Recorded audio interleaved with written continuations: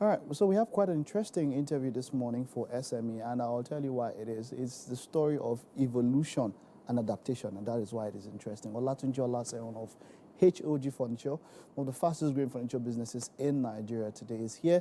It is great to have you. You are welcome. Thank you. You're the project manager of H.O.G Furniture. Yeah. Wonderful, wonderful. Thank you for having me. It is great. It is great to have you. So, what is H.O.G Furniture all about?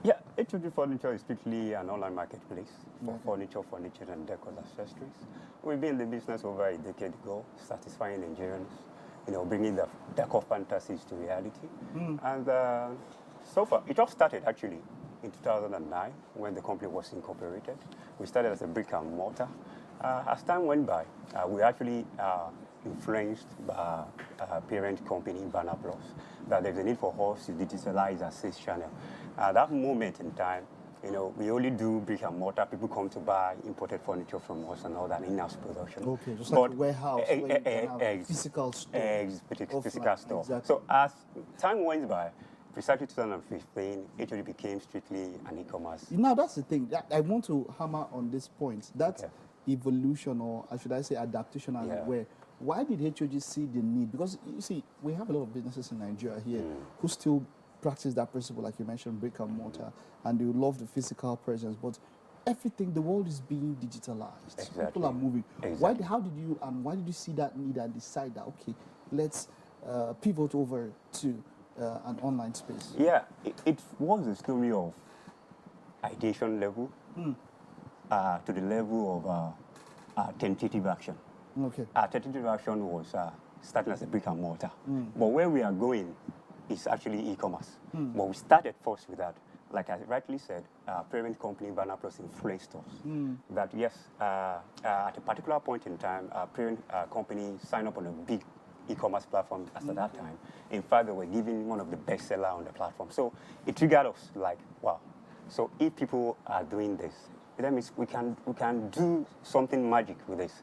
Then we took that boost there, create a niche in furniture and furniture.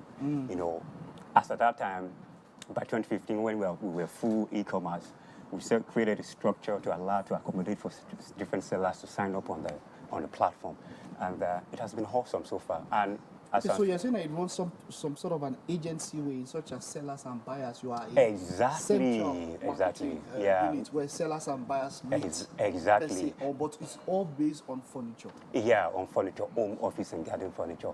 And aside that, we also do bespoke pieces, by the way. Okay. And So when if somebody wants to order a bespoke, are you talking to this company, or you are talking to a vendor or something in? There you go. This is the loopholes when we talk of e-commerce sector in the country. Yeah. And it's bringing more challenges to the sector.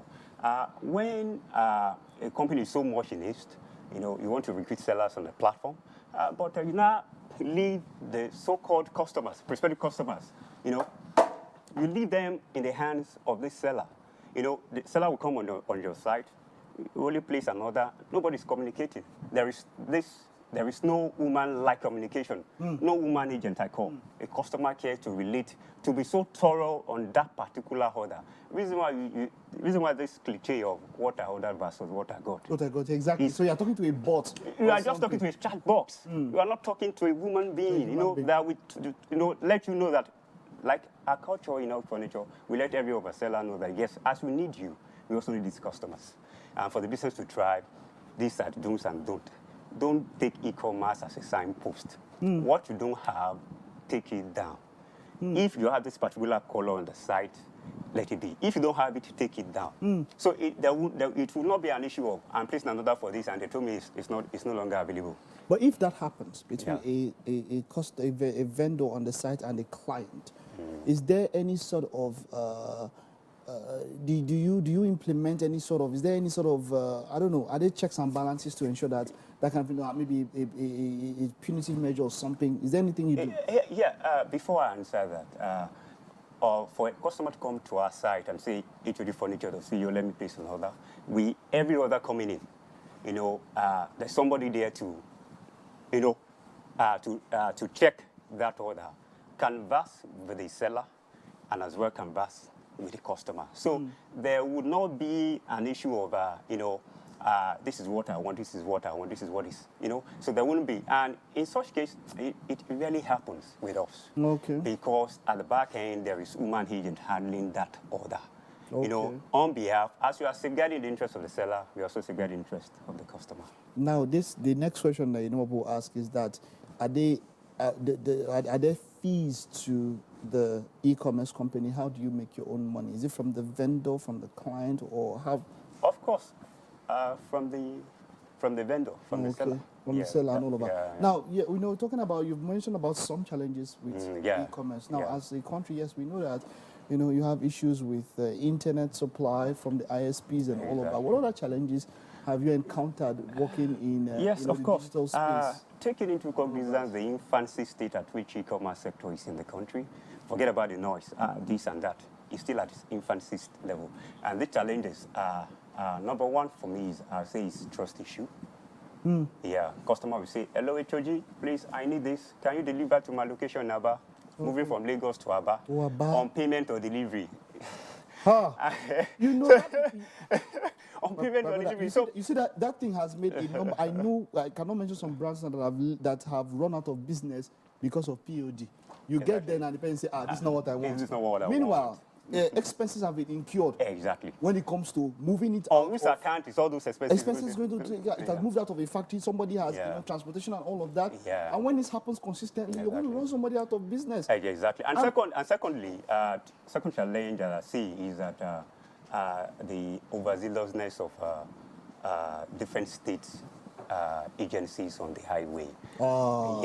It's also one way or the other, like, mitigate a smooth running of commerce in the country, because for a driver moving from point A, let's take for instance, moving from Lagos to Aba, before I get to Aba, I must have, gotten to a different states. So a different agency will tell you, this paper will take you all over Nigeria. Once they get to point B, another payment again. Once the point, I saw a video of somebody I think it was tubers of yam from Benue State. He was coming to Lagos, and this guy had over 20 to 25 different bills or receipts or invoices. I'm telling you, the food is actually not so expensive. But by the time I put in all these costs, it gets to the end consumer. Exactly. And so that is also a challenge. Another challenge there is insecurity.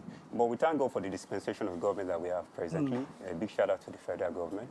We can see that they've been able to dose the threat of insecurity in the country. Yeah. So it's getting better. On a normal day, if things were okay, night time would have been a wonderful time to transport. Exactly. But then that's the time when it can be problematic. So moving forward, one thing I like about H.O.G is that the ability to adapt to where as times were. Looking on the horizon, what would you say is an important factor of business that H.O.G holds on to that would still make you relevant in the next, say, 5, 10, 15 years? We are very thorough in anything we do.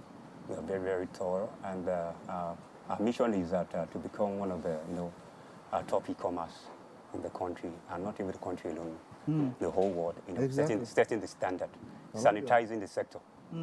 So if we throw on that part, I'm very sure that yes, in the next years to come, I'm very sure we are going to grow bigger than this. Final words, with all the experience that you have from H.O.G, to somebody who wants to start up a business, to pivot to online services, what's that one advice that you can give to somebody out there? Well, the advice I can give is, no business, that any business that want to succeed in this country that we are, that want to thrive, must look for, take into cognizance how Nigerians are so hardworking. You need to look for ways to make the life of these people easier on a daily basis. Okay. You have to look for ways, to solve a particular problem. If you're able to, definitely your business will grow. And this is what H.O.G has been doing. Find the need and you meet it. Well done, H.O.G, and this is wishing you all the best. Thank you, sir. Well done. All right, that's it. I hope you were able to pick up one or two things from our SME. And that's the end of the show this morning. Of course, Titi and Danny, who, of course, is sending me a paycheck this morning. She knows why she would send that. Danny, when am I getting my paycheck this morning? You get it, don't worry, Mike. You get it. Yeah. Good. It's been a marvelous Monday, yes? It has been. It has. I want to say a big thank you to everyone who joined us as guests on this show, and to you watching. We love you. And one more time, a big happy birthday to my girls, Amber and Ruby. Happy birthday. Mommy loves you. Daddy loves you. And yeah, small chops and cake coming your way. And coming our way too. I didn't know you eat small chops. See you tomorrow. Goodbye. Bye.